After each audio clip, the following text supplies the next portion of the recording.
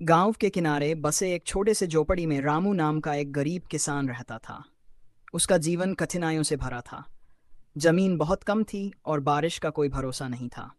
कई सालों से सूखा पड़ रहा था और उसकी फसलें खराब हो चुकी थीं।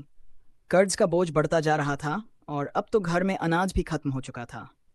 रामू के पास अब सिर्फ एक बैल बचा था जो उसकी खेती में मदद करता था। लेकिन अब खेत भी सूखे पड़े थे और बैल भी कमज़ोर हो गया था। एक दिन रामू ने सोचा, ऐसे तो मैं अपने परिवार को भूखा नहीं रख सकता, कुछ करना पड़ेगा। उसने तय किया कि वह पास के घने जंगल में जाकर लकड़ियां काटेगा और उन्हें शहर में बेचकर कुछ पैसे कमाएगा। हालांकि यह अवैध था, पर उसके पास कोई और रास्ता नहीं था। अगले दिन सुबह रामू कुल्हाड़ी लेकर जंगल की ओर निकल पड़ा। जंगल घना और रहस्यमय था। पेड़ इतने ऊंचे थे कि सूरज की रोशनी भी मुश्किल से जमीन तक पहुंचती थी। रामू ने एक बड़ा पेड़ देखा और उसे काटना शुरू किया। जैसे ही उसने कुल्हाड़ी चलाई, एक गहरी आवाज गूंजी। क्यों काट रहे हो मुझे? रामू डर गया। उसने इधर उधर देखा पर कोई दिखाई नहीं दिया। कौन है? रामू कांपती आवाज में बोला। मैं इस जंगल की आत्मा हूँ। वह आवाज फिर आई। तुमने बिना इजाजत मेरे घर को नुकसान पहुंचाया है। क्यों आए हो यहाँ? रामू ने हाथ जोड़ते हुए कहा। माफ कीजिए जंगल देवता, मैं मजबूर हूँ। मेरे घर में खाने को कुछ नहीं है। मेरे बच्चे भूख से बिलख रहे हैं। अगर मैं लकड़ी नहीं काटूंगा तो हम मर जाएंगे। कुछ क्षणों की चुप्पी के बाद वह आवाज फिर आई। तुम्हारी आंखों में सच्चाई है, लेकिन हल लकड़ी काटना नहीं है। जंगल भी जीवित है और हर पेड़ किसी प्राणी का घर है।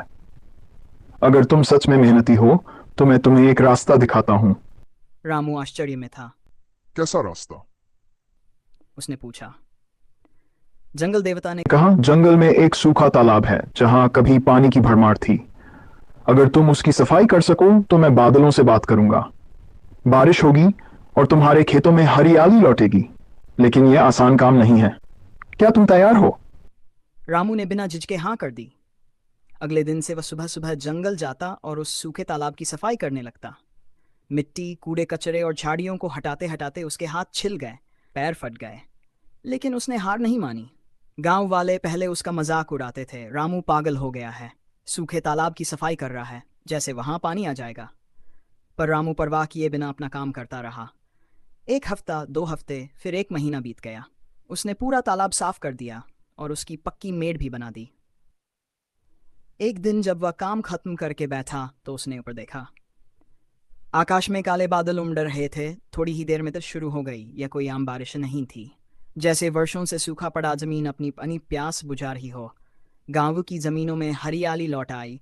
रामू के खेतों में फसलें लहलहाने लगीं। उस गांव वाले हैरान थे। उन्होंने रामू से माफ़ी मांगी और उससे प्रेरणा ली। सबने मिलकर जंगल को बचाने का संकल्प लिया। रामू गांव में सम्मानित व्यक्ति बन चुका था।